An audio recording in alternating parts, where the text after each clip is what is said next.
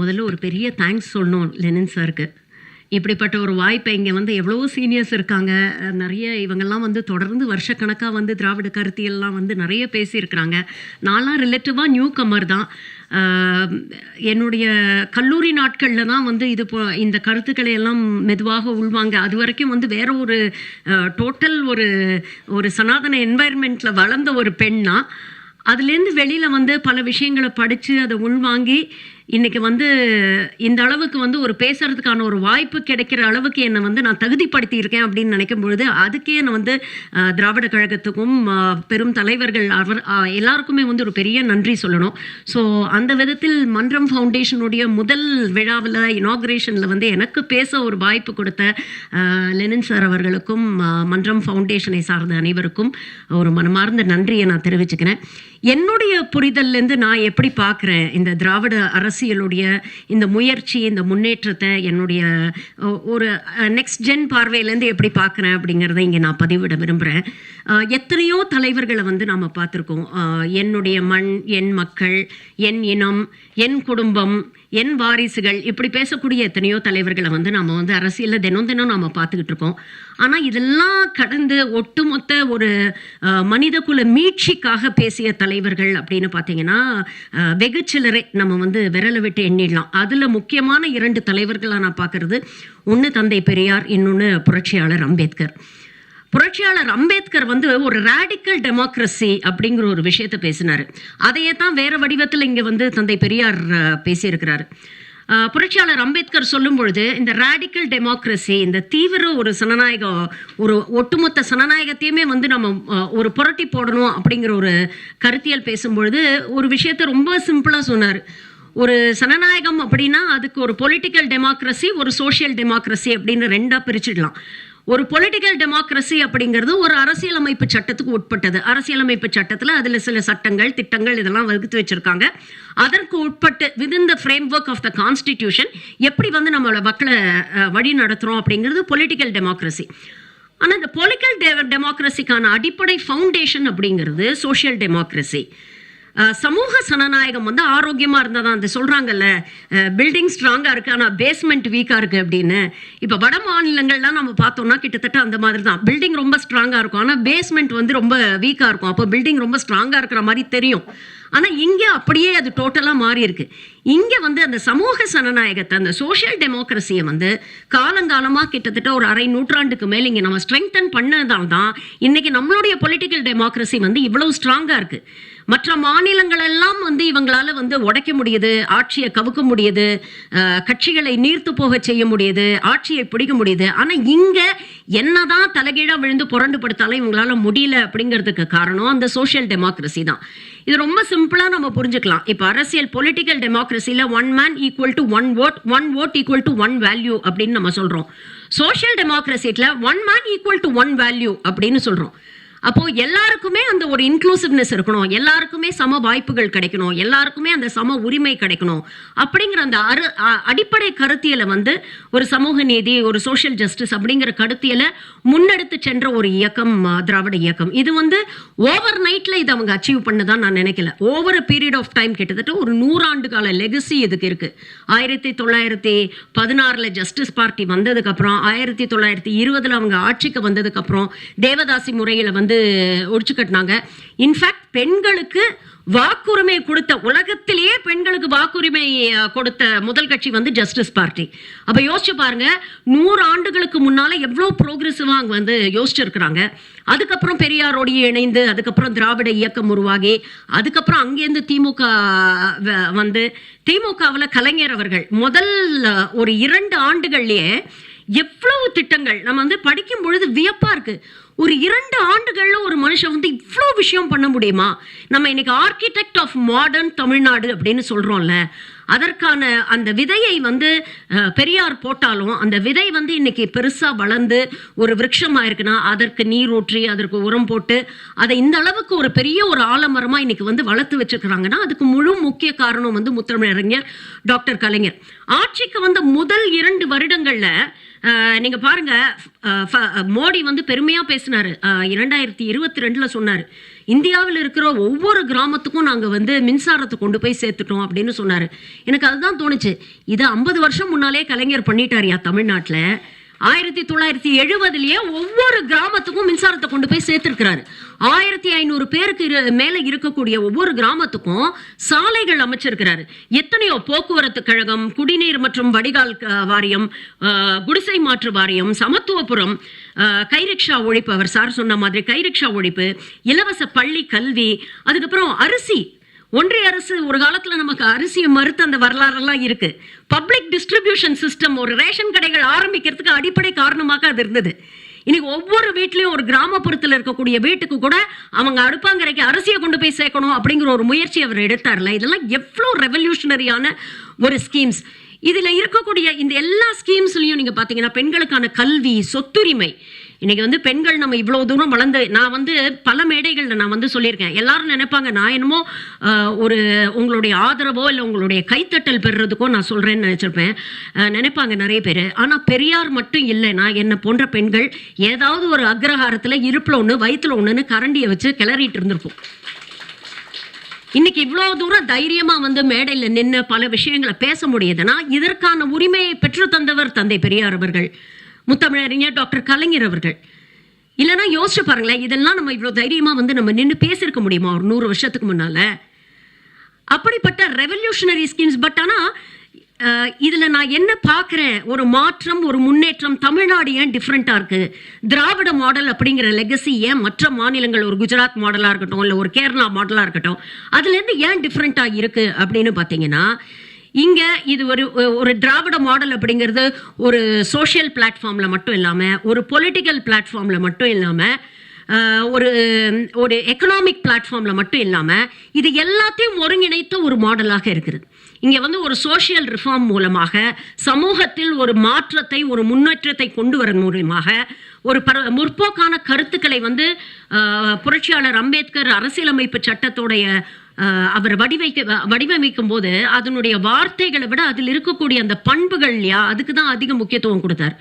ஒரு liberty, equality, fraternity, social justice, இதெல்லாம் வெறும் வார்த்தைகள் அல்ல. அதை என்னைக்கு நம்ம வாழ்க்கை முறையாக மாற்றுகிறோமோ அன்னைக்கு தான் ஒரு உண்மையான ஆரோக்கியமான ஒரு சனநாயகத்தை உருவாக்க முடியும் அப்படின்னு புரட்சியாளர் அம்பேத்கர் நம்பினாரு. அதைத்தான் இங்கே திராவிட மாடல் ரொம்ப அழகா, ரொம்ப சிறப்பாக செஞ்சிருக்கிறாங்க. இன்னைக்கு liberty, equality, fraternity, social justice, சுயமரியாதை, பெண்களுக்கான உரிமைகள், இதெல்லாம் வெறும் வார்த்தைகளா இல்லாம நம்மளை அறியாமலே நம்ம இன்னைக்கு அதை வாழ்க்கை முறையா நம்ம வந்து பின்பற்றிட்டு இருக்கோம் பல பேர். இந்த மாற்றத்தை ஒரு ஒரு 100 வருட முயற்சியில இந்த மாற்றத்தை கொண்டு வந்ததுனால தான் இன்னைக்கு இந்த சோஷியல் டெமோக்ரஸி அப்படிங்கிறது தமிழ்நாட்டில் ரொம்ப ஸ்ட்ராங்கா இருக்கு.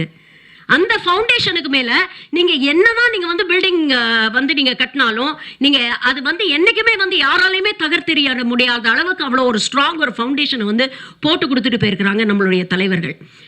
நிறைய பேர் சொல்றாங்க, இப்போ சார் கூட விமர்சனம் பண்ணும்போது சொன்னார் எவ்வளவோ ஸ்கீம்ஸ் இருக்கு, இதெல்லாம் வந்து இலவசம், முன்னெல்லாம் இலவசம் நாங்க, அப்புறம் ஃப்ரீபி நாங்க, இப்போ ரேவடி அப்படின்னு புதுசா ஒரு வார்த்தையை கண்டுபிடிச்சிருக்கிறாங்க. ரேவடி கலாச்சாரம் அப்படின்னு சொல்லிட்டு எள்ளி நகையாடக்கூடிய ஒரு கூட்டம் வந்து இருக்கு, நம்ம பார்த்துக்கிட்டு இருக்கோம்.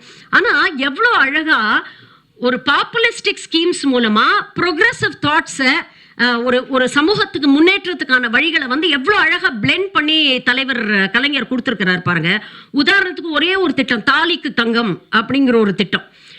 தாலிக்கு தங்கம் அப்படிங்கிறது இப்போ காலங்காலமாக இந்த சனாதன கருத்தியல் வந்து எப்படி வந்து ஜெனரேஷனா இந்த கருத்தியலை வந்து நமக்கு அறியாமலே நம்ம சப்கான்சியஸ்ல எப்படி கடத்துறாங்கன்னா, அவங்க ஆயுதமா பயன்படுத்துறது அந்தந்த சமூகத்து பெண்களை தான். பெண்கள் தான் அவங்க அடுத்தடுத்த தலைமுறைக்கு கடத்துறதுக்கு ஒரு ஆயுதமாக அவங்க பெண்கள் தான் பயன்படுத்தினாங்க. அதனாலதான் அவன் நமக்கு வந்து காலங்காலமாக கல்வி அப்படிங்கிறது ஒண்ணு மறுக்கப்பட்டது. படிச்சாதானே நீ கேள்வி கேட்ப, படிக்கலன்னா நீ கேள்வி கேட்க மாட்டேன், இந்த கண்மூடித்தனமா நான் சொல்றதெல்லாம் நம்புவேன் அப்படிங்கிறதுனால கல்வி மறுக்கப்பட்டது. திருமணம் அப்படிங்கிற ஒரு பந்தத்துக்குள்ள கொண்டு போய் சீக்கிரம் குழந்தையா இருக்கும் போதே பிடிச்சு போட்டுருவாங்க அப்படியே. அப்போ வளரும் போதே வந்து ஒரு கார்ல் மார்க்ஸ் அவர்கள் இறந்த போது அவருடைய நண்பர் ஃப்ரெட்ரிக் எங்கல்ஸ் வந்து இரங்கல் எழுதினாலும் ஆபிச்சுவரி. அதில் வந்து அவர் சொன்னாராம், இந்த நாளில், இந்த தேதியில், இந்த நேரத்தில் என்னுடைய நண்பன் சிந்திப்பதை நிறுத்திவிட்டான், இறந்து போயிட்டான்னு சொல்ல, சிந்திப்பதை நிறுத்திவிட்டான் அப்படின்னு சொன்னாராம். என்னைக்கு நாம் சிந்திக்கிறது நிறுத்துகிறோமோ அன்னைக்கே வந்து நம்ம வந்து இறந்தவர்களுக்கு சமம். அப்படிப்பட்ட அந்த சிந்தனையை தான் வந்து இந்த சனாதன கருத்தியில் வந்து சிஸ்டமேட்டிக்காக நம்மகிட்டேருந்து வந்து பிடுங்கி வச்சுருந்தாங்க. அப்படிப்பட்ட ஒரு சமூகத்தில் ஒரு பெரிய மாற்றம் கொண்டு வரணும்னா அது கல்வியால் மட்டும்தான் முடியும்னு எந்த ஆயுதத்தை பயன்படுத்தி அவங்க நம்மளை உடக்கி வச்சுருந்தாங்களோ அதே ஆயுதத்தை பயன்படுத்தி இன்றைக்கி அந்த கருத்தியில் வந்து நம்ம உடைச்சிக்கிட்டு இருக்கோம். அதைத்தான் தொடர்ந்து காலங்காலமாக முதல்ல இலவச கல்வி கொண்டு வந்தோம், அப்புறம் ரிசர்வேஷன் கொண்டு வந்தோம், எல்லா சமூகத்தையும் சேர்ந்தவங்க வந்து படிக்கணும் அப்படிங்கிற ஒரு ரிசர்வேஷனை கொண்டு வந்தோம். எவ்வளோ அழகாக அதை வந்து விரிவுபடுத்துகிறாங்க பாருங்களேன். இந்த தாலிக்கு தங்கம் சிஸ்டம் எடுத்துக்கோங்க. நீங்கள் ஒரேடியாக வந்து பெண்கள்லாம் படிக்கணும், படித்ததுக்கப்புறம் தான் கல்யாணம் பண்ணிக்கணும் அப்படின்னு சொல்லியிருந்தா ஒரு சமூகத்துக்கிட்டேருந்து ஒரு பெரிய ஒரு எதிர்வினை வந்து வந்திருக்கும். ஆனால் எவ்வளோ அழகாக நான் வந்து தாலிக்கு தங்கம் தரேன், நான் உங்களுக்கு வந்து ஒரு கல்யாணம் பண்ணுறதுக்கு ஒரு சப்சிடி ஒன்று ஏற்பாடு பண்ணி தரேன், ஆனால் அவங்க வந்து 8வது வரைக்கும் படிக்கணும் அப்படின்னு சொன்னார். அதுக்கப்புறம் அடுத்தது இல்லை, அதை 10வது வரைக்கும் கொண்டு போனார், அதுக்கப்புறம் 12வது. அப்போது என்ன ஆகுது இந்த ப்ராசஸ் அப்படின்னு பார்த்தீங்கன்னா, பெண்களுடைய கல்வி வந்து ஒரு பக்கம் வந்து அவங்களுக்கான அந்த கல்வியை கொண்டு போய் சேர்க்கணும், அந்த ஆக்சஸ் டு எஜுகேஷனை வந்து நம்ம இம்ப்ரூவ் பண்ணுறோம். இன்னொரு பக்கம் குழந்தை திருமணங்கள் குறையுது. குழந்தைங்க படிக்க படிக்க படிக்க அது ஒரு பக்கம் அந்த ஒரு ரெக்ரெசிவ்னஸை வந்து நம்ம கண்ட்ரோல் பண்ணோம். அப்போ பாப்புலிஸ்ட் ஸ்கீம்ஸோட ப்ரொக்ரெசிவ்னஸை வந்து ரொம்ப அழகாக பிளெண்ட் பண்ணி ஸ்கீம்ஸை கொண்டு வந்தாங்க. இதெல்லாம் வந்து வெறும் ஒரு கற்பனையில் மட்டும் வரக்கூடிய விஷயங்கள் இல்லை. இதெல்லாம் வந்து சும்மா உட்காந்தாங்க, ஒரு 4 பேர் டிஸ்கஸ் பண்ணாங்க, அப்படியே கொண்டு வந்தாங்க. இந்த டிமானிட்டைசேஷன் ஒன்று கொண்டு வந்தாங்க தெரியுமா? திடீர்னு ஒரு நாள் 8 மணிக்கு வந்து அனௌன்ஸ் பண்ணார், நாங்கள் வந்து கருப்பு பணத்தெல்லாம் ஒழிக்க போகிறோம், தீவிரவாதிகள்லாம் ஒழிக்க போகிறோம், வெளியில் இருக்கிற கருப்பு பணத்தெல்லாம் கொண்டு வந்துட போகிறோம் அப்படின்னு. அப்படி இல்லை இந்த மாதிரி ஸ்கீம்ஸ். திராவிட ஆட்சியில் கொண்டு வந்த அந்த ஸ்கீம்ஸ் எல்லாமே பார்த்தீங்கன்னா எல்லாமே இட் இஸ் டேட்டா ட்ரிவன். நம்ம சமூகத்தில் நம்ம இருக்கக்கூடிய அன்றாட வாழ்க்கை முறை நடைமுறைகளை வந்து ஸ்டடி பண்ணி இந்த மாதிரி ஒரு ஸ்கீம் கொண்டு வந்தால் என்னென்ன மாற்றங்கள் சமூகத்தில் வரும், அதனால் என்னென்ன விளைவுகள் ஏற்படுத்தலாம், அதனால் என்னென்ன பாசிட்டிவிட்டி கிடைக்கும், இதெல்லாம் திரும்ப உட்காந்து ஆராய்ச்சி பண்ணி ஒரு திட்டத்தை நிறைவேற்றிய பின் அதை திரும்ப ஃபாலோ பண்ணி அதை ரிசர்ச் பண்ணி அதை ஸ்டடி பண்ணி அதனால என்ன அவுட்கம் வந்திருக்கு அப்படிங்கிறத இவாலுவேட் பண்ணி அதை இன்னும் மென்மேலும் மெருகேற்றக்கூடிய ஒரு விஷயத்தை பண்ணிட்டு இருக்காங்க. ஆர்கிடெக்ட் ஆஃப் மாடர்ன் தமிழ்நாடு வந்து டாக்டர் கலைஞர் அப்படின்னு சொன்னோம்னா அவர் நமக்கு விட்டு வைத்த ஒரு மிகப்பெரிய பொக்கிஷம் யார் அப்படின்னு பார்த்தீங்கன்னா Muthuvel Karunanidhi Stalin. The architect of futuristic Tamil Nadu அப்படின்னு சொல்லுவாங்கல்ல, அதை இன்னைக்கு அவர் கையில் எடுத்திருக்கிறார். நீங்கள் பாருங்கள், ஒரு கல்வியை எல்லாருக்கும் கொண்டு போய் சேர்த்துட்டோம், நல்ல மருத்துவ கட்டமைப்பை எல்லாருக்கும் கொண்டு போய் சேர்த்துட்டோம், நிறைய இண்டஸ்ட்ரியலைசேஷன், அவர் கலைஞர் இருக்கும்போதே டைடல் பார்க் ஆகட்டும், சிட்கோ டிட்கோ சொல்லிட்டே போகலாம், இண்டஸ்ட்ரியலைசேஷன் கொண்டு வந்துட்டோம், எல்லாருடைய வாழ்க்கை முறையும் வருமானத்தையும் வந்து நம்ம உயர்த்திட்டோம் அப்படின்னு நினச்சி இதை அப்படியே கண்டினியூ பண்ணிடலாம் அப்படின்னு அவர் நிற்கலை. அதை எப்படி விரிவுபடுத்த முடியும்? இன்னைக்கு வந்து நாம கலைஞர் வந்து எல்லாருக்கும் இலவச கல்வி கொண்டு வந்தார்னா இன்னைக்கு அவர் வந்து கல்லூரி படிப்பு ஹையர் எஜுகேஷனில் கான்சென்ட்ரேட் பண்ணுறாரு. ரிசர்ச் அண்ட் டெவலப்மெண்ட்டுக்கு இன்னைக்கு அடுத்த கட்டத்துக்கு கொண்டு போகிறார். இன்னைக்கு வந்து ஒரு அடிப்படை பிரைமரி எஜுகேஷனையும் செகண்டரி எஜுகேஷனையும் நம்ம நல்லா ஸ்ட்ராங் பண்ணிட்டோம். இன்னைக்கு அதற்கான ஒரு கிராஸ் என்ரோல்மெண்ட் ரேஷியோவை நம்ம இம்ப்ரூவ் பண்ணிட்டோம். இப்போ அடுத்தது அதை எங்கே கொண்டு போய் நிறுத்துறது, அடுத்த இலக்கு என்ன அப்படிங்கிறது யோசிக்கிறார்ல. இதுதான் வந்து ஒரு விஷனரி ஒரு பார்வையாக ஒரு ஃபியூச்சரிஸ்டிக் ஒரு லீடராக வந்து நம்ம பார்க்க முடியுது. இந்த மாதிரி எத்தனையோ விஷயங்கள் சொல்லிட்டு போகலாம். கலைஞர் அவர்கள் இருக்கும்பொழுது இன்ஃப்ராஸ்ட்ரக்சர், ஹெல்த் இன்ஃப்ராஸ்ட்ரக்சர் பாருங்கள், பிஹெச்சிஸ் எவ்ரி 5 கிலோமீட்டர்ஸ்க்கு நீங்கள் இன்னைக்கு வந்து தமிழ்நாட்டில் பார்த்தீங்கன்னா ஒரு அரசு மருத்துவ சேவை மையம் எவ்ரி 5 கிலோமீட்டர்ஸ்க்கு கண்டிப்பாக இருக்குங்க. அந்த அளவுக்கு வந்து மருத்துவ கட்டமைப்பை வந்து ஸ்ட்ரெங்தன் பண்ணாங்க. இன்னைக்கு அதை இன்னும் ஒரு பிரைமரி ஹெல்த் சென்டர்ஸ் மட்டும் நல்லா இருந்தால் பத்தாதுன்னு இன்னைக்கு ஒரு மல்டி ஸ்பெஷாலிட்டி சென்டர்ஸ் எல்லா இடத்துலையும் ஓப்பன் பண்ணுறாரு. அப்போ எப்படி ஒரு இருக்கக்கூடிய கட்டமைப்பை எப்படி காலத்துக்கு ஏற்ற மாதிரி அதை நம்ம விரிவுபடுத்தணும், எப்படி இன்க்ளூசிவாக. இன்னைக்கு சென்னை மட்டும்தான் வந்து இண்டஸ்ட்ரியல் ஹப்பாக இருந்தது. இன்னைக்கு பாருங்களேன், தமிழ்நாட்டில் எங்கே போனாலும் கிட்டத்தட்ட ஒரு மினி சென்னை மாதிரி ஆக்கிட்டாங்க. அதற்கான கனெக்டிவிட்டி, அதற்கான டிரான்ஸ்போர்ட்டை இம்ப்ரூவ் பண்ணுறாங்க. பெண்களுக்கு ஸ்பெசிஃபிக்காக அப்படின்னு சொல்லணும்னா முதல்ல வீட்டை விட்டு வெளியே வாங்க, 4 சுவத்துக்குள்ளே அடைஞ்சு கிடக்காதீங்க, வீட்டை விட்டு வெளியே வாங்க அப்படின்ட்டு ஒரு இலவச பஸ் பயணம், விடியல் பயணம் அப்படிங்கிற ஒரு திட்டம். இது வந்து எல்லாரும் வந்து ரொம்ப என்னமோ ஃப்ரீ பஸ் அப்படிங்கிறாங்க, லிப்ஸ்டிக் பஸ் அப்படின்னு சொல்லி நேற்று வந்து எதிர்க்கட்சி தலைவர் அப்படிங்கிற மாண்பு கொஞ்சம் கூட இல்லாமல் வந்து லிப்ஸ்டிக் பஸ் அப்படின்னு சொல்லி அதை வந்து எவ்வளோ மிசாஜினிஸ்டிக்காக எவ்வளோ ஒரு ஒரு தரமே இல்லாமல் விமர்சனம் பண்ண முடியுமோ அப்படி விமர்சனம் பண்ணுறாரு. அதை பார்த்தோன்னே எனக்கு அப்படியே ஒரு நிமிஷத்துக்கு அப்படியே சுள்ளுன்னு கோவம் வந்தது. ஏன்னா நமக்கு வந்து அந்த அதோடைய அருமை அந்த இலவச பஸ் பயணத்துடைய அருமை வந்து என்னன்னா, வெறும் காசு சேமிக்கிறது, இவ்வளோ ட்ரிப்ஸ் போகிறாங்க, மாதத்துக்கு இவ்வளோ 1000 ரூபாய் சேமிக்கிறாங்க அப்படிங்கிறது தாண்டி the sense of freedom it gives. இல்லை, எனக்கு வந்து இன்றைக்கி வந்து நான் வெளியில் போகணும் அப்படின்னா வீட்டில் இருக்கக்கூடிய எந்த ஆணையும் நான் நம்பி இருக்க வேண்டாம், நான் தைரியமாக போகலாம், நான் எங்கே வேணாலும் போகலாம், எங்கேயும் போகிறதுக்கு எனக்கு வந்து ஒரு அரசாங்கம் ஒரு ஹெல்ப் பண்ணியிருக்கு அப்படிங்கிற ஒரு சென்ஸ் ஆஃப் ஃப்ரீடம் இருக்குல்ல, அதுதான் வந்து ஃபஸ்ட்டு ஒவ்வொரு பெண்ணுக்கும் அது ரொம்ப முக்கியம். அந்த சென்ஸ் ஆஃப் ஃப்ரீடமை வந்து இந்த திட்டம் ஏற்படுத்தி கொடுத்துருக்கு. இதை தாண்டி நீங்கள் பாருங்கள், ஒரு சோஷியலாகவும் பொலிட்டிக்கலாகவும் ஒரு எக்கனாமிக்காகவும் பெண்களை வந்து எந்த அளவுக்கு எம்பவர் பண்ணுறாங்க. இன்னைக்கு மகளிர் உரிமை திட்டம்னு 1000 ரூபாய் கையில் கொடுக்குறாங்க. இது என்ன வெறும் நம்ம வீட்டு செலவுக்கான ஒரு விஷயம்னு நினைக்கிறீங்களா? அதை வந்து சொல்லுவாங்க பிச்சை காசு 1000 ரூபாய் அப்படின்னு சொல்லுவாங்க. கோடி கோடியாக சம்பாதிக்கிறவங்களுக்கு 1000 ரூபாய் பிச்சை காசாக தான் தெரியும். ஆனால் அந்த ஒவ்வொரு ரூபாயும் உழைச்சி சம்பாதிக்கிறவங்களோட அந்த அந்த உழைக்கிற வர்க்கத்துக்கு வந்து அதோடைய அருமை வந்து அந்த 1000 ரூபாயோட அருமை உழைக்கும் வர்க்கத்துக்கு தான் தெரியும். அது பெண்களுக்கு எவ்வளோ கான்ஃபிடன்ஸை கொடுக்குது தெரியுமா? நமக்குன்னு ஒரு பேங்க் அக்கௌண்ட் இருக்கு, மாதம் மாதம் நமக்கு ஒரு 1000 ரூபாய் வருது அப்படிங்கும் பொழுது அதை எவ்வளோ எக்கனாமிக் லெவலில் அவங்களுக்கு ஒரு கான்ஃபிடன்ஸை கொடுக்குது. டிசிஷன் மேக்கிங் கெப்பாசிட்டி, இந்த 1000 ரூபாய் நான் எப்படி பயன்படுத்த போகிறேன் அப்படிங்கிற ஒரு விஷயம் இருக்குல்ல, நான் எதற்காக சேமித்து வைப்பேன், இதை எதற்காக நான் பயன்படுத்த போகிறேன் அப்படிங்கிற ஒரு டிசிஷன் மேக்கிங் கெப்பாசிட்டியை வந்து இம்ப்ரூவ் பண்ணுது. இவ்வளோ விஷயங்கள். புதுமை பெண் திட்டம் எடுத்துக்கோங்களேன், 1000 ரூபாய் கொடுக்குறாங்க. இன்னைக்கு உயர்கல்விக்கு போனீங்கன்னா நீங்கள் 1000 ரூபாய் கவலையே படாமல் பெண்கள் படிக்க போவாங்க. எத்தனையோ வீடுகளில் பெற்றோர் வந்து இன்னைக்கு 2 நாள் முன்னால் ஒரு செய்திங்க, 10th 12th ரிசல்ட் வந்ததுக்கு அப்புறம் நீங்கள் பார்த்தீங்கன்னா தாம்பரத்தில் போலீஸ்காரங்க வீடு விடா போகிறாங்க. காவல்துறையிலேருந்து வீடு விடா போய் உங்கள் வீட்டில் வந்து 12th படித்து முடிச்சிட்டாங்களா, சரி அடுத்தது என்ன பண்ண போகிறாங்க, எந்த கல்லூரியில் சேர போகிறாங்க, அட்மிஷனுக்கு அப்ளை பண்ணிட்டீங்களா, அப்ளை பண்ணலன்னா ஏன் அப்ளை பண்ணல, என்ன காரணத்தினால அப்ளை பண்ணல, பொருளாதார சிக்கலா, கவலைப்படாதீங்க அரசாங்கம் இருக்குது, அரசாங்கம் உங்களுக்கு ஹெல்ப் பண்ணும், நீங்கள் எந்த கல்லூரியில் படிக்கணும்னு விரும்புகிறீங்களோ நீங்கள் முதல்ல அப்ளை பண்ணுங்கள். எந்த அரசு செய்யுது இதெல்லாம்? ஒரு பக்கம் நம்ம இதெல்லாம் செஞ்சுக்கிட்டு இருக்கோம், இன்னொரு பக்கம் பேரலா நான் படித்த ஒரு செய்தி, மத்திய பிரதேஷ்ல ஒரு கிராமத்தில் ஒரு பையன் 10ஆம் கிளாஸ் பாஸ் பண்ணிட்டான்னு அந்த கிராமமே கொண்டாடுது. 10ஆம் கிளாஸ் தானே பாஸ் பண்ணிட்டான், எதுக்கு ஒரு கிராமமே கொண்டாடுது அப்படின்னு பார்த்தீங்கன்னா, 75 வருட சுதந்திர வரலாற்றில் முதல் முறையா அந்த கிராமத்திலேருந்து ஒரு பையன் பள்ளிக்கூடத்துக்கு போய் 10வது வரைக்கும் படிச்சிருக்காங்க. அந்த கிராமத்தில் இருக்கவங்க யாருமே 75 வருஷத்துல அடிப்படை கல்வி அந்த 10ஆம் கிளாஸ் வரைக்கும் கூட முடிக்கலையாம். அதை யோசிக்கும் பொழுது எவ்வளோ நமக்கு வந்து நாமெல்லாம் எவ்வளோ தூரங்கள் வந்து இன்னைக்கு வந்து கலைஞர் போன்ற தலைவர்களோட கையை பிடிச்சிக்கிட்டு இவ்வளோ தூரம் கடந்து வந்துட்டோம். இன்னும் நாம வந்து போய் சேர வேண்டிய இலக்குகள், நாம தொட வேண்டிய எல்லைகள் எத்தனையோ இருக்கு.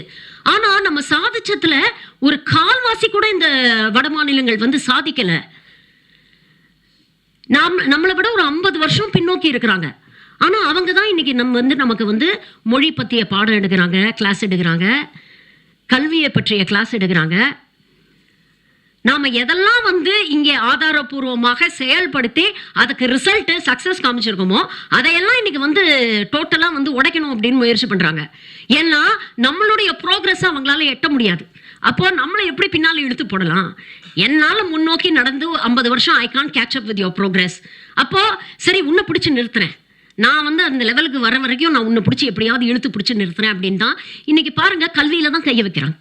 எந்த கல்வியை வந்து அவர்கள் ஆயுதமாக பயன்படுத்தினார்களோ இன்னைக்கு அதே கல்வியில கொண்டு வந்து கையை வைக்கிறான். நீங்க வந்து மும்மொழி கொள்கையை நடைமுறைப்படுத்தினாதான் 2150 கோடி கொடுப்பேன். உயர்கல்வி யூனிவர்சிட்டிஸ் எல்லாம் துணைவேந்தரை போடணும் அப்படின்னு நம்ம அவ்வளோ பெரிய ஒரு நீண்ட நெடிய சட்ட போராட்டத்தெல்லாம் பண்ணி நம்ம போய் ஒரு ஜட்ஜ்மெண்ட் ஒன்று வாங்கிட்டு வந்தா எவனோ ஒருத்தன் போய் ஒரு ஸ்டேயை வாங்கிட்டு இன்னைக்கு அதுக்கு தடை போட்டு வச்சிருக்கிறான். இப்படி தொடர்ந்து நம்மளுடைய வளர்ச்சியை வந்து எப்படி வந்து தடுக்கணும் அப்படிங்கிறத ஒரு அந்த ஒற்றை குறிக்கோளோடு செயல்படக்கூடிய ஒரு ஒன்றிய அரசு இருக்கும் பொழுது இதெல்லாம் மீறி இன்னைக்கு நம்ம வந்து எவ்வளவு சாதிச்சிருக்கோம் அப்படிங்கிறத யோசிச்சு பாருங்க. 2 செய்திகள் ஒரே நாள்ல வந்தது. ஒன்று என்னன்னா, இந்தியா 4 ஆண்டுகளில் காணாத அளவுக்கு வந்து ஜிடிபியில் வந்து நம்ம குறைஞ்சிருக்கோம். வெறும் 5.2% தான் நம்மளுடைய growth இருக்குது. இது வந்து 4 வருடங்களில் இல்லாத அளவுக்கு ஒரு குறைவான ஒரு விஷயம் அப்படின்னு சொல்கிறாங்க. இன்னொரு பக்கம் தமிழ்நாட்டில் 9.69% we have created a record. அப்போ எப்படி முடியுது? ஒரு பெரிய ஒரு ஒன்றிய அரசில் இவ்வளோ மாநிலங்களில் ஒரு மாநிலமாக இருக்கக்கூடிய தமிழ்நாட்டில் மட்டும் இவ்வளோ வளர்ச்சியும் இவ்வளோ வெற்றியும் எப்படி சாத்தியப்படுகிறது? ஏன் மற்ற மாநிலங்களால் இதை பண்ண முடியல அப்படின்னு பார்த்தீங்கன்னா, நம்மளுடைய அந்த சோஷியல் டெமோக்ரஸி, அந்த ஃபவுண்டேஷன் வந்து ரொம்ப ஸ்ட்ராங்காக இருக்குது. அவர் சொன்னார் இல்லையா, அந்த பண்பாடு அரசியல் அப்படின்னு சொன்னார். இன்னைக்கு மண், மொழி, மானம், தலைவர் பேசுகிறாரு மேடையில், இதை என்னைக்குமே நாங்கள் விட்டு கொடுக்க மாட்டோம். இந்த 3 விஷயத்துக்காக தொடர்ந்து நாங்கள் வந்து குரல் கொடுப்போம் அப்படின்னு சொல்கிறாரு. இதற்குள்ளே எல்லாமே அடங்கிடுதில்ல. நம்மளுடைய மண், நம்மளுடைய கலாச்சாரம், நம்மளுடைய பாரம்பரியம். இன்னைக்கு பாருங்க, 3500 வருஷத்துக்கு முன்னால் இரும்பின் பயன்பாட்டை வந்து நாம் அறிஞ்சு வச்சுருக்கோம் அப்படின்னு சொல்கிறாங்க. உலக வரலாற்றையே மாற்றக்கூடிய ஒரு முக்கியமான ஒரு விஷயங்க இது. ஸ்டோன் ஏஜ், அதுக்கப்புறம் காப்பர் ஏஜ்னாங்க, அதுக்கப்புறம் அயன் ஏஜ்னாங்க. இன்னைக்கு பார்த்தீங்கன்னா எல்லாமே பேரலா எக்ஸிஸ்ட். இன்னைக்கு அவங்க இந்த ஹிஸ்டோரியன்ஸோட அந்த என்டையர் ஃபிலாசபியை இன்னைக்கு வந்து உடச்சு போடுற அளவுக்கு ஒரு கண்டுபிடிப்பு அது. இன்னைக்கு அதுக்கு அங்கீகாரம் கொடுக்க மறுக்கிறார்கள். ஏன்னா இவங்க சொல்லக்கூடிய இந்த சிந்து சரஸ்வதி நாகரிகம் எல்லாத்தையுமே வந்து இந்த எம்டி வெசல்ஸ் மேக் மோர் நாய்ஸ்ம்பாங்கல்ல, அந்த மாதிரி இந்த ஓட்டச்சட்டிகள் தான் ஓவராக சத்தம் போடும். இதெல்லாம் வந்து நம்ம உடச்சி போட்டுருவோம் அப்படிங்கிறதுனால இன்னைக்கு இது வெளியில் வரக்கூடாது அப்படிங்கிறாங்க. உண்மையிலேயே இவங்களுக்கு சார் சொல்கிற மாதிரி திருக்குறளுக்காக கலைஞர் எவ்வளவோ செஞ்சார். ஆனால் ஒரு திருக்குறளில் தப்பும் தவறுமா ஒவ்வொரு மேடையிலும் நான் பேசினா நான் தமிழுக்கு பெரிய ஆதரவாளர் அப்படின்னு நினச்சி ஒருத்தர் வந்து ஒரு கோமாளித்தனம் பண்ணிட்டு இருக்காரு. உண்மையிலேயே இவங்க தமிழை வந்து நேசிக்கிறாங்க, உண்மையிலே தமிழை முன்னேற்றோம் அப்படின்னு நினைக்கிறாங்கன்னா, இன்னைக்கு இவ்வளோ பெரிய ஒரு ரிசர்ச் ஃபைண்டிங் வந்து அவங்க வந்து இன்னைக்கு உலக அளவில் அதை கொண்டு போய் சேர்த்துருக்கணுங்க. இதுதான் எங்களுடைய பாரம்பரியம். பாருங்க, இந்தியா தான் முன்னோடி. அதுவும் தமிழ்நாட்டிலேருந்து இந்த உலக வரலாற்றுக்கான செய்திகளை வந்து தமிழ்நாட்டிலேருந்து ஃபர்ஸ்ட் சாப்டராக நம்ம ஆரம்பிக்கணும் அப்படிங்கிறது உலக அளவில் கொண்டு போய் சேர்த்துருப்பாங்களே. அதை ஏன் பண்ண மாட்டேங்கிறாங்க? இன்னைக்கு பெண்களுக்கு பாதுகாப்பு இல்லை, சட்டம் ஒழுங்கு சரியில்லை. ஆனவுன்னா இந்த ஒரு விஷயத்தை தான் தொடர்ந்து எல்லா டிபேட்லையும் நானும் பார்த்துட்டேன். அண்ணன் சூர்யா சேவியர் இருக்கார், இன்னைக்கு மேடையில் ஏறதுக்கு முன்னால் அவர்கிட்ட அதுதான் சொன்னேன். நீங்கள் வரும்போது மட்டும் எவனாவது ஒரு சங்கி வந்து மாட்டுறான் சார் உங்ககிட்ட, நல்லா லெஃப்ட் அண்ட் ரைட் வாங்கிட்டு போகிறான், நீங்கள் வரேன்னு தெரிஞ்சே அவங்கள கூப்பிடுறாங்கன்னு நினைக்கிறேன். ஏன்னா எங்களெல்லாம் திட்ட முடியாது, நீங்கள் திட்டுங்க அப்படின்னு சொல்லிட்டு ரொம்ப மேலோட்டமாக தெளிவாக தெரியுது. இப்போ நடந்த அந்த அண்ணா யூனிவர்சிட்டி வழக்கில் கூட எஃப்ஐஆர் லீக் ஆனதுக்கு காரணம் ஒன்றிய அரசு ஐபிசிலேருந்து பிஎன்எஸ்க்கு மாற்றும் பொழுது ஒரு டெக்னிக்கல் எரர், ஒரு சர்வர் எரர் நடந்துச்சு அப்படிங்கிறத என்ஐசியை கோர்ட்டில் தெரிவிச்சிருக்கு. அதை கோர்ட்டும் அந்த வாதத்தை ஏற்றுக்கிட்டு, இருந்தாலும் இது ரிலீஸ் ஆனதுக்கு நீங்கள் வந்து 25 லட்சம் ரூபாய் அந்த பொண்ணுக்கு நஷ்ட ஈடு கொடுக்கணும் தெரிஞ்சே திரும்ப எஃப்ஐஆர் லீக் பண்ணிட்டாங்க. அப்போது ஒரு பொய்யை திரும்ப இவங்க வந்து சொல்லிகிட்டே இருந்தால் அது உண்மையாக மாறிவிடும் அப்படின்னு அவங்க எதிர்பார்க்குறாங்க. இன்னைக்கு எப்படிங்க பெண்களுக்கு பாதுகாப்பு இல்லாத ஒரு மாநிலம் எப்படிங்க 9.69% வளர்ச்சியை வந்து எப்படிங்க எட்ட முடியும்? இன்னைக்கு பெண்கள் வந்து இன்னைக்கு the highest labour force, women labour force வந்து நீங்கள் பார்த்தீங்கன்னா மற்ற மாநிலங்களை கம்பேர் பண்ணும்போது தமிழ்நாட்டில் தான் அதிகம். பிஹெச்டி பண்ணக்கூடிய பெண்கள் தமிழ்நாட்டில் தான் அதிகம். ஜிஆர்ல பெண்களுடைய கிராஸ் என்ரோல்மெண்ட் ரேஷியோ பார்த்தீங்கன்னா மற்ற மாநிலங்களை விட தமிழ்நாடு வந்து டபுள் மடங்கு இருக்கு. பள்ளி கல்லூரிகளில் இருக்கக்கூடிய ஆசிரியர்கள் பிற்படுத்தப்பட்ட சமூகத்திலேருந்தோ, பட்டியலின சமூகத்திலேருந்தோ, சிறுபான்மை சமூகத்திலேருந்தோ வரக்கூடிய ஆசிரியர்கள், பெண் ஆசிரியர்கள் அதிகமாக இருக்கக்கூடியது தமிழ்நாடு.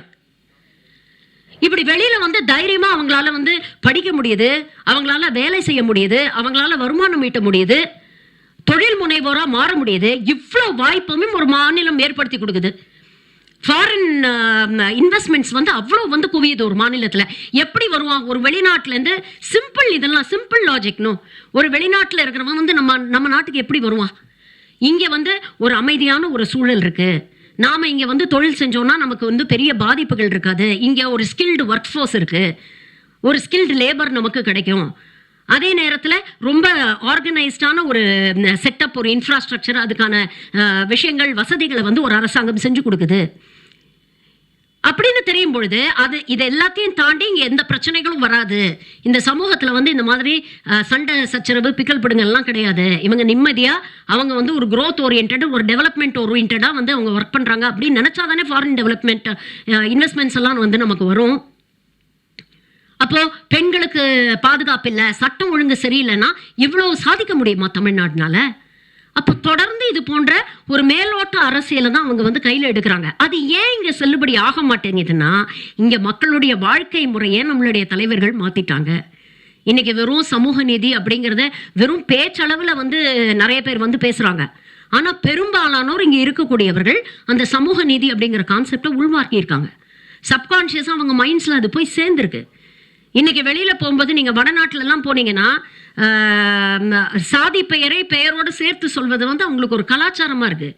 இங்கே நம்ம வெக்கப்படுறோம்ல, கூச்சப்படுறோம்ல, அதை சொல்லக்கூடாது, அது சொன்னால் அது தவறு அப்படிங்கிற ஒரு நம்ம மனசுக்குள்ள ஒரு சின்ன உறுத்தல் இருக்குல்ல, அதுவே ஒரு பெரிய சக்ஸஸ்ங்க. இன்னைக்கு சமூக நீதி அப்படிங்கிறது வெறும் ஒரு சாதிய ஏற்றத்தாழ்வுகள் மட்டும் இல்லை, பாலின சமத்துவமும் உள்ளடக்கிய ஒரு சமூக நீதியை தமிழ்நாடு பேசுறதுனால்தான் இன்னைக்கு தமிழ்நாட்டில் அவங்களால கால் பதிக்க முடியல. ஏன்னா இங்கே இருக்கக்கூடிய பெண்களும் வந்து முன்னேறுகிறாங்க, இங்கே இருக்கக்கூடிய பெண்களுடைய பார்வையும் வந்து இன்னைக்கு வந்து முன்னேறி இருக்கிறது. அப்படி இருக்கும்பொழுது அவங்களால எப்படி ட்ரை பண்ணாலும் இன்னைக்கு இங்கே கால் பதிக்க முடியலைன்னா அதுக்கு இதுதான் காரணம். அதனால சொல்கிறேன், ஆர்கிடெக்ட் ஆஃப் ஃபியூச்சரிஸ்டிக் தமிழ்நாடு இல்லை, ஒரு கனவு, ஒரு லாங் டேர்ம் கோல்ஸ். இன்றைக்கி நாம் பண்ணுறோமா, ஒரு ஸ்கீம் லான்ச் பண்ணுறோமா, அடுத்த தேர்தலில் நமக்கு அது ஓட்டு வாங்கி தருதா, மக்களுடைய ஆதரவு வாங்கி தருதா அப்படிங்கிறது இல்லாமல், இன்னைக்கு இந்தியா தான் வந்து the largest populated country in the world. Demographic dividend, இளைஞர்களுடைய மக்கள் தொகை வந்து நம்ம நாட்டில் தான் அதிகம். அவங்கள டீமோகிராஃபிக் டிவிடெண்ட்னு சொல்கிறோம். They are investment. அவங்கள வெறும் ஓட்டாக பார்க்காம, அவங்கள வெறும் வாக்கு ஒரு வங்கியாக பார்க்காம, இன்னைக்கு அதை ஒரு டீமோகிராஃபிக் டிவிடெண்ட்டாக ஒரு இன்வெஸ்ட்மெண்ட்டாக பார்க்குற ஒரு மனநிலை அந்த அரசுக்கு இருக்குது. அவங்க மேலே இன்னைக்கு நாம் இன்வெஸ்ட் பண்ணோம்னா ஒரு 10-20 வருஷத்துக்கு அப்புறம் இங்கே இருக்கக்கூடிய அந்த மக்களுடைய எதிர்காலம் நல்லா இருக்கும் அப்படின்னு யோசிக்கிறாங்கல்ல, அந்த லாங் டேர்ம் விஷன், அதெல்லாம் தான் it sets apart the Dravida model. இன்றைக்கி நீங்கள் மற்ற மாநிலங்கள்லாம் எடுத்துக்கோங்களேன். கேரளா வந்து ஹியூமன் டெவலப்மெண்டல் இண்டஸ்ட்ரீஸில் வந்து முன்னேறி இருக்கிறாங்கன்னா, தொழில்துறையிலையோ இல்லை மேனுஃபேக்சரிங் செக்டர்லையோ அவங்க கம்மியாக இருக்காங்க. குஜராத் போன்ற மாநிலங்கள் எடுத்திங்கன்னா இண்டஸ்ட்ரியலைசேஷன் நிறைய இருக்குது, அதெல்லாம் நல்லா பண்ணுறாங்க, மேனுஃபேக்சரிங் நிறைய இருக்குது அப்படின்னு பார்த்தீங்கன்னா. ஆனால் ஹியூமன் டெவலப்மெண்டல் இண்டஸ்ட்ரீஸில் எங்கேயோ இருக்கிறாங்க. பீகாருக்கு ஈக்குவலாக இருக்கிறாங்க குஜராத். ஆனால் தமிழ்நாடு அப்படி இல்லை. நீங்கள் எந்த பேராமீட்டர் எடுத்துக்கிட்டீங்கனாலும் டாப் 3 ஸ்டேட்ஸில் ஏதாவது ஒரு இடத்துல தமிழ்நாடு. அப்படிப்பட்ட ஒரு ஒருங்கிணைந்த வளர்ச்சி எப்படி வருது அப்படின்னா, ஒரு கருத்தியலை உள்வாங்கி வெறும் ஒரு அரசியல் மட்டும் பண்ணாம, அந்த அரசியலை ஒரு கருத்தியலின் அடிப்படையில் ஒரு அரசியல் பண்ணி, அந்த கருத்தியலை வந்து மக்களுடைய மனசுல கொண்டு போய் சேர்த்து அதை அவங்களோட வாழ்க்கை முறையா மாற்றின அந்த மாற்றம் தான் இன்னைக்கு இந்த முன்னேற்றத்துக்கு காரணம். இந்த மாற்றத்தை அடுத்த தலைமுறைக்கு நம்ம கொண்டு போய் சேர்க்க வேண்டிய ஒரு கடமை இருக்கு. இன்னைக்கு வந்து பாத்தீங்கன்னா, இந்த பஞ்ச் டைலாக் பேசுற அரசியல் தான், அறிக்கை அரசியலும் பஞ்ச் டைலாக் அரசியலும் தான் இன்னைக்கு வந்து பாப்புலரா இருக்கு. இன்னைக்கு இருக்கக்கூடிய ஜெனரேஷன் அதை பார்க்குறான் மேலோட்டமா. அவனுக்கு அரசியல் புரிதலோ இல்லை இவ்வளோ இந்த வரலாற்று புரிதலோ வந்து நிறைய பேருக்கு இல்லை, அன்ஃபார்ச்சுனேட்லி. அப்போ இதை கொண்டு போய் சேர்க்க வேண்டிய ஒரு வேலையை இன்னைக்கு வந்து இவங்க செய்ய வேண்டியிருக்கு. இன்னைக்கு இருக்கக்கூடிய சமூகத்துக்கு வந்து இன்னைக்கு கரண்ட் ஜெனரேஷனுக்கு தெரியும் ஓரளவுக்கு அரசியல் வரலாறு. அடுத்தடுத்து வரக்கூடிய நெக்ஸ்ட் ஜெனுக்கு இதெல்லாம் தெரியல. அப்போ அதை கொண்டு போய் சேர்க்க வேண்டிய அவங்க வந்து இந்த வாட்ஸ்அப் யூனிவர்சிட்டியை படிச்சே வந்து நிறைய பேர் வந்து ஃபிக்ஸ் ஆகிடுறாங்க. நான் கூட நிறைய இளைஞர்கள் கேட்டீங்க, ஏன் நீங்கள் வந்து யாருக்கு ஓட்டு போடுவீங்க அப்படின்னு கேட்டால், நான் வந்து விஜய்க்கு ஓட்டு போடுவேன். எதுக்கு விஜய்க்கு ஓட்டு போடுவீங்க அப்படின்னு கேட்டேன். இல்லைங்க, ஒரு சேஞ்ச் வேண்டாமா, ஒரு மாற்றம் வேண்டாமா? என்ன மாற்றத்தை கொண்டு வருவார் சொல்லுங்கள். இப்போ இல்லாத எந்த வளர்ச்சியை விஜயால் கொண்டு வர முடியும்? இல்லை அதற்கான ஏதாவது ஒரு பிளான் வச்சிருக்கிறாரா, அதற்கான செயல் திட்டம் ஏதாவது ஒரு மேடையில் பேசியிருக்காரா அப்படின்னு கேட்டால் அவங்க கிட்ட பதில் இல்லை. சிரிச்சிட்டு அப்படியே தலையை சொறிவாங்க, இல்லை மேடம் அப்படின்னு சொல்லிட்டு ஏதாவது ஒன்று சமாளிக்க நினைச்சா அது கூட அவங்களால முடியல. அப்படிப்பட்ட ஒரு தலைமுறை வந்து இன்னைக்கு உருவாக்கிக்கிட்டு இருக்காங்க. அவங்களுக்கு அப்படிப்பட்ட தலைமுறை தான் வேணும். வரலாறு தெரியாத ஒரு தலைமுறை, நாம பட்ட கஷ்டங்கள் தெரியாத ஒரு தலைமுறை, நாம கடந்து வந்த பாதை தெரியாத ஒரு தலைமுறையை தான் இன்னைக்கு வளர்த்தெடுக்கணும் அப்படின்னு முயற்சி பண்ணிட்டு இருக்காங்க. அதை தெளிவா வந்து இந்த சமூக ஊடகங்கள் மூலமாக அவர் செய்து கொண்டிருக்கிறார்கள். அப்ப இன்னைக்கு வந்து மீண்டும் பெரியார், அம்பேத்கர், டாக்டர் கலைஞர் போன்ற தலைவர்களை அடுத்த தலைமுறைக்கு கொண்டு போய் சேர்க்க வேண்டிய ஒரு கடமை நம்ம எல்லாருக்குமே இருக்கு. ஒவ்வொரு தமிழனுக்கும் இந்த கடமை இருக்கு. ஏன்னா இது நம்ம உழைப்பால் கட்டி எழுப்பப்பட்ட ஒரு மாநிலம், நம்ம உழைப்பால கட்டி எழுப்பப்பட்ட ஒரு முன்னேற்றம். இதை வந்து அவ்வளோ சீக்கிரம் வந்து எவனுக்கும் நம்ம காவு கொடுக்க கூடாது. அப்படிங்கும்பொழுது ஒவ்வொரு தமிழனாகவும் ஒவ்வொருத்தருக்கும் இந்த உணர்வு வரணும். என்னால் முடிஞ்ச அளவுக்கு இதை நான் கொண்டு போய் சேர்ப்பேன் மக்கள் கிட்டன்னு. அந்த மாற்றம், அந்த முன்னேற்றத்தை கொண்டு வரதா இன்னைக்கு இருக்கக்கூடிய இந்த திராவிட முன்னேற்ற கழகம் முயற்சி செய்து கொண்டிருக்கிறது. அந்த முயற்சி கண்டிப்பாக பலன் தரும். நிறைய ஸ்கீம்ஸ் நான் சொன்னேன் இல்லையா, டேட்டா ட்ரிவனா ஒரு பிளானிங்கோட எந்த விஷயமும் பிளான் பண்ணாதான் ஒர்க் அவுட் ஆகும் அப்படின்னு வடிவேல் சொல்ற மாதிரி ஒரு பிளானோட ஒரு ஒரு ஒரு செயல் திட்டத்தோட இன்னைக்கு களத்தில் இறங்கியிருக்கிறாங்க. அதற்கான பலன் நிச்சயமாக 2026 மட்டும் இல்லை, இனி வரும் ஆண்டுகளிலும் தெரியும். அடுத்த தலைமுறையை ஒரு அறிவு சார்ந்த அறிவியல் சார்ந்த ஒரு தலைமுறையாக வளர்த்திருக்கக்கூடிய கடமையை வந்து ஒவ்வொருத்தருக்கும் இருக்கு. ஒவ்வொரு தமிழனும் அந்த கடமையை வந்து ஒரு தலையாய கடமையா நினைச்சு செய்யணும் அப்படிங்கிறத இந்த மேடையில் ஒரு வேண்டுகோளா வச்சு வாய்ப்பளித்தமைக்கு நன்றி சொல்கிறேன். நன்றி, வணக்கம்.